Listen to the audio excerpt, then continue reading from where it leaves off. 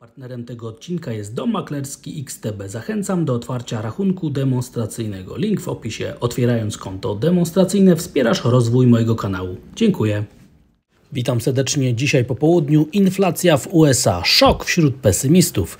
To jest temat przewodni tego wpisu. Oczywiście na samym początku zachęcam do subskrybowania, dodawania komentarzy i dawania lajków. Jeżeli uważacie, że te materiały niosą dla Was jakąś wartość. I oczywiście informuję, że wszystkie wykresy pobrane, by stworzyć ten wpis, pochodzą z dwóch platform Xstation 5 i z Bloomberga. Zaczynamy. Inflacja w USA. Szok wśród pesymistów. Dzisiaj mamy oczywiście wyjątkową sesję, ponieważ zbliżają się święta, więc aktywność będzie coraz bardziej ograniczana, ale poznaliśmy interesujące dane o inflacji. Dane o inflacji PCE, czyli ulubionego przez Fed miernika wzrostu cen, będą dzisiaj dyskontowane przez rynki finansowe i oczywiście kończymy tydzień, ważny tydzień, i w takiej sytuacji oczywiście to, gdzie się zamkną poszczególne świece na różnych instrumentach finansowych, będzie mogło determinować wystąpienie zjawisk, które w końcówce tego roku mogą dominować na rynkach finansowych. Ale przede wszystkim oczywiście ta inflacja, którą Fed bada, którą Fed lubi, wpływa na zachowanie rentowności amerykańskich obligacji. W momencie tworzenia tego wpisu około godziny 15 rentowność sięga 3,73% i to są maksima, które zostały osiągnięte podczas dzisiejszej sesji. A oczywiście, jak już wspominam od kilku dni, poziom 3,70% rentowności jest niezwykle interesujący i ważny, ponieważ przejście tego poziomu oznacza, że będzie rosnąć prawdopodobieństwo zakończenia całej korekty na amerykańskich obligacjach, które sprawiły, że mieliśmy do czynienia z kilkumiesięczną falą umocnienia i w takiej sytuacji wzrośnie prawdopodobieństwo wystąpienia następnej fali przeceny amerykańskich obligacji, co oczywiście byłoby bardzo negatywnym zjawiskiem przede wszystkim dla rynku ryzyka, ponieważ rynkowa stopa procentowa jest bardzo szczególnie uwzględniana przez spółki technologiczne i to one są najbardziej narażone na to, gdyby rentowności amerykańskich obligacji kontynuowały tendencję wzrostową, a tak się dzieje na pół godziny po danych makroekonomicznych. Jak widzimy na wykresie intradayowym i na tym wykresie dziennym, rentowność na poziomie 3,70 jest teraz kluczowa, więc o ten poziom będzie dzisiaj batalia na sesji na Wall Street. No i oczywiście jakie były te dane makroekonomiczne, bo to też dla nas jest bardzo istotne. Jak widzimy, inflacja PCE była dokładnie w listopadzie taka, jak zakładały prognozy. Więc ważne będą szczegółowe informacje dotyczące tej inflacji. Kontynuacja tendencji spadkowej jest widoczna. Natomiast gdyby tak rzeczywiście być pesymistą dla rynków finansowych, to widzimy, że core inflacja PCE była wyższa niż zakładały prognozy. No i oczywiście dzisiejsza sesja będzie też testem sentymentu. Jeżeli się faktycznie okaże, że rentowności rosną na tej fali, że inflacja core była jednak troszeczkę wyższa niż zakładały prognozy, będzie to wyśmienity pretekst do tego, żeby zaliczyć następną falę sprzedaży na giełdach papierów wartościowych, czyli kolejną falę, żebyśmy zaliczyli następną sesję spadkową na indeksach giełdowych na Wall Street. I oczywiście to jest informacja, która miałaby bardzo wyraźny wpływ w końcówce całego roku, ponieważ kształt świecy, która byłaby utworzona na wykresie tygodniowym na indeksach giełdowych, byłaby bardzo zła i niekorzystna dla popytu na ryzyko. Natomiast widzimy, że sama inflacja PCE spada wyraźnie, tworzy swoje ekstremum i prawdopodobnie tendencja ta będzie kontynuowana w następnych miesiącach, więc tendencja, która została utworzona, sprzyja temu, żebyśmy mogli doświadczyć w 2023 roku zjawisk dezinflacyjnych. I oczywiście, jak po tych danych zmieniły się implikowane stopy procentowe, widzimy trochę robaczkowe ruchy, ale jednak tendencja wzrostowa jest obserwowana. Implikowana stopa procentowa teraz wynosi 4,92, czyli jest kilka punktów bazowych wyżej niż miało to miejsce kilka godzin wcześniej. Czyli moim zdaniem dane są interpretowane na korzyść podaży, na korzyść tego, żeby te rentowności jednak poszły w górę amerykańskich obligacji, czyli żeby dzisiejsza sesja na Wall Street była jednak zinterpretowana negatywnie i oczywiście ryzyko tego rośnie, zwłaszcza gdybyśmy uwzględnili zamówienie dane na dobra trwałego użytku, czyli na te dobra, których trwałość jest wyższa niż 3 lata, bo one bardzo wyraźnie zaskoczyły nas ujemnie i mogą być także wyśmienitym pretekstem do tego, żeby rozpocząć następną falę spadkową.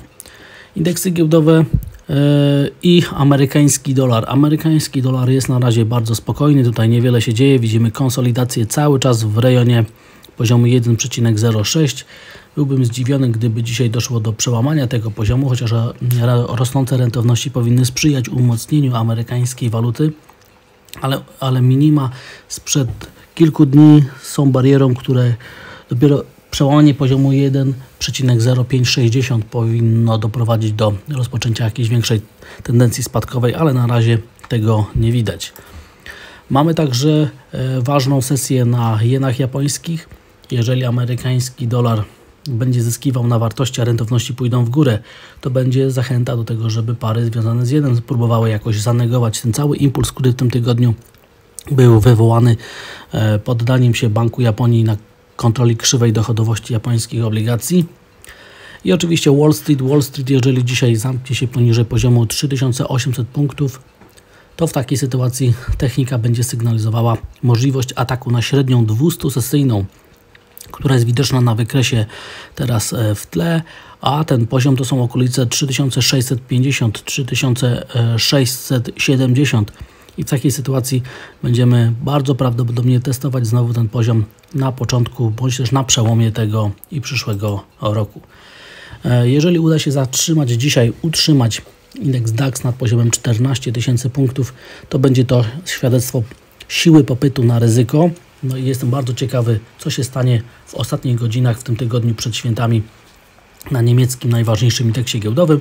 No i oczywiście, co się stanie na miedzi, ponieważ jeżeli tendencja spadkowa na indeksach giełdowych ma być wzmacniana przez inne klasy aktywów, to poza rentownościami amerykańskich obligacji powinniśmy być także świadkami przełamania wsparć na cenie miedzi. Jeżeli tak się stanie, to wtedy naprawdę bym się obawiał tych spadków na indeksach giełdowych, czy czasem nie rozpoczynają one następnej fali wyprzedaży, czy czasem nie rozpoczyna się następna fala bessy, wyprzedaży tendencji, która dominuje od samego początku tego roku na indeksach giełdowych, ale na razie to się nie dzieje. I cena złota. Cena złota w tym wypadku balansuje w okolicach $1800, ale klin zwyżkujący, który jest obserwowany, cały czas się tworzy, więc jego dolne ograniczenie jest punktem odniesienia i na ten poziom także będę zwracał dużą uwagę. Plus oczywiście ropa naftowa, która testując cały czas poziom $80 sygnalizuje, że okolice średniej 200-sesyjnej, czyli $77, ten poziom cały czas jest w grze i on się jednak tutaj ładnie broni, a perspektywy inflacyjne płynące z zachowania ropy naftowej także mogą sprzyjać temu jednak, żeby te indeksy giełdowe zaczęły spadać. Bitcoin nie wspiera ani popytu na ryzyko, ani podaży. W takiej sytuacji na razie nie ma tutaj żadnych nowych sygnałów i wygląda na to, że doczołgamy się do końca tego tygodnia na obecnych poziomach i nic tutaj nowego się nie wydarzy, na co warto by zwrócić uwagę. I oczywiście brak spadku Bitcoina także oddala perspektywę rozpoczęcia następnej fali wyprzedaży, mocnej fali spadkowej na indeksach giełdowych na Wall Street. Także inflacja w USA jest szokiem wśród pesymistów. Warto zwrócić uwagę, jak inflacja teraz tworzy swoje apogeum, swój szczyt. I na koniec polskie aktywa. Poznaliśmy dzisiaj dane dotyczące rynku pracy. Niewiele się tutaj zmieniło. W listopadzie cały czas inflacja na poziomie 5,1%, stopa bezrobocia na poziomie 5,1%.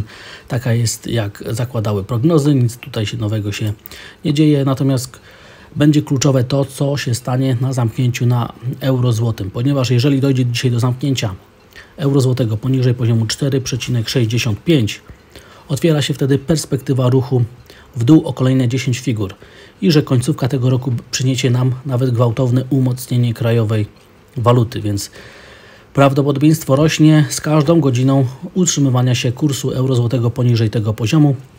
I to jest jeden z tych czynników, który powoduje moim zdaniem presję na polskie obligacje, ale przede wszystkim także na warszawską giełdę papierów wartościowych.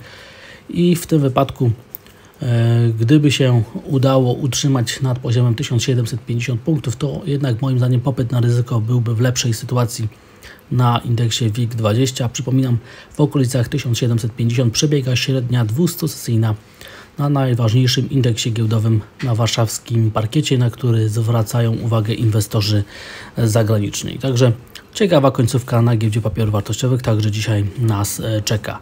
I oczywiście na końcu zachęcam do materiałów edukacyjnych, żeby poszerzać swoją wiedzę. Tam na dole link w opisie, link także w komentarzu. Ten pakiet edukacyjny XTB, warto się z nim zaznajomić.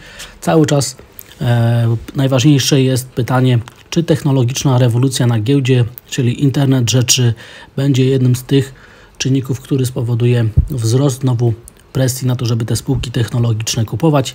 I myślę, że warto się zaznajomić, przybliżyć sobie ten temat, żeby on był bardziej zrozumiały w sytuacji, kiedy hossa znowu by się pojawiła. Przypominam, tam na dole link w opisie i link w komentarzu.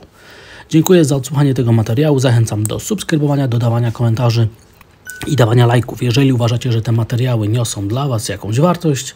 I widzimy się i słyszymy w przyszłym tygodniu. Wesołych świąt Bożego Narodzenia dla wszystkich. Wielu łask Bożych. Pozdrawiam.